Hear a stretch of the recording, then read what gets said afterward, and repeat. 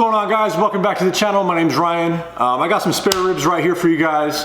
I haven't done ribs actually in a long time. I got a pellet cooker, but I'm not going to use that today. I got a Weber Kettle grill also that I use a lot, but I never really barbecue on it.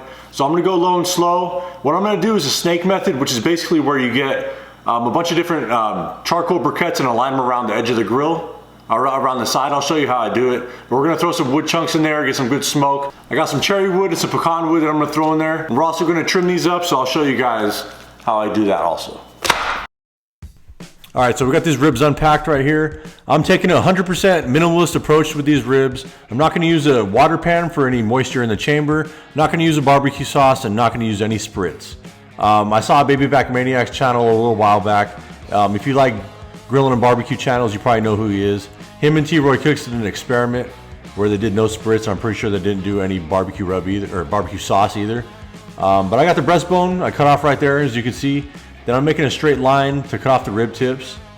And also, just for presentation, I'm gonna cut off one rib on each end of the ribs, because one has a thin piece of meat right there. It's probably gonna burn up.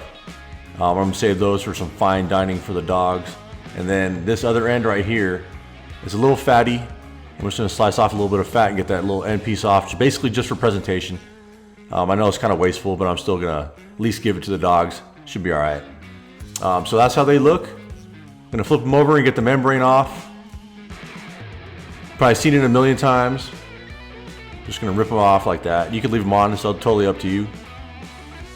Gonna clean up the work area.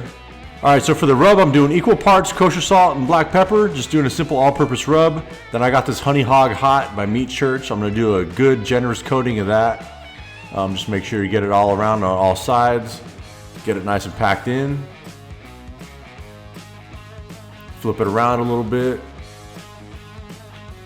Then we're just gonna let that rub sit there and kind of penetrate the meat for a little bit, let it kind of sweat out a little bit. And then I'm gonna take you guys out back, show you guys how to do that snake method.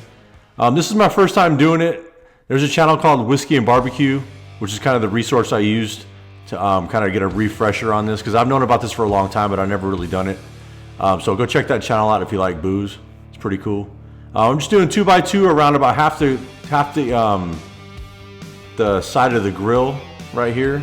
Now I'm doing one across. Probably could have done two across to get a hotter cook out of it, but I'm just doing a mixture of cherry and pecan wood. Gonna space it out a little bit just so it doesn't get, you know, too hot in certain areas.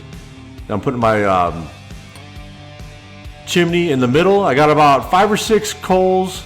Use a paraffin wax cube or any kind of lighter that you have. Let it sit there for about 15 minutes, get hot. Get a little bit of a fire going. Probably could have waited longer. Didn't really have any patience, but I'm gonna throw it in here. What you wanna do is kind of crowd it around the edge, just kind of light the other coals. And then we're gonna move over that big chunk of wood kind of to just light that up and get some smoke going. And then my big mistake I should have left the vents wide open, but I closed them down right away, which is kind of dumb, because you want to get the heat going to climb up pretty fast around 250, and then you can close the vents down. So once I realized that, I opened the vents wide open, and it still took a long time to get over 200 degrees. But I'm throwing the ribs on right here. Gonna get them nice and squared. Put the lid on. Got my little dog treats I'm throwing in my other smoker, my Yoder. Gonna let that go. So we're rolling at about 231. It's been almost 2 hours because it took so long to get up to temperature. Got a little bit of smoke on it. Like I said, I'm not using any kind of spritz. And then this is about after another hour. We're about 275, about where I want to be. The rub is set pretty good. They got a good amount of smoke on there. It's looking pretty good. Gonna kind of rotate it a little bit away from the flame, because you got to kind of watch it. But we're gonna take it back in and wrap it. I got some brown sugar. I'm doing the standard Parkay and brown sugar. A little bit of honey I'm gonna throw on there. And like I said, no sauce. I'm just gonna put it meat side down and give it a flip. A little bit more Parkay, and then make a little package out of it. Wrap it up in that double layer tin foil. Then we're gonna take it back out back, and then we'll let it go for another hour and see how it looks.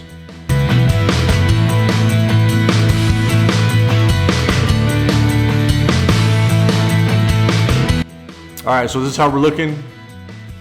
It's kind of braised down a little bit in that butter. I'm giving it a little bit of a poke just to see how tender it is. It's not exactly where I want it. It's around 200 degrees.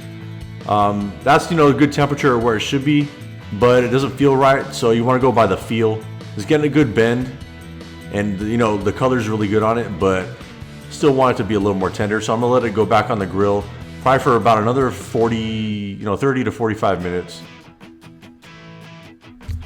All right, so this is the end of the cook now. So the total time in this was about 5 hours, and it usually, you know, for a little slab like this, it should take around 4 hours.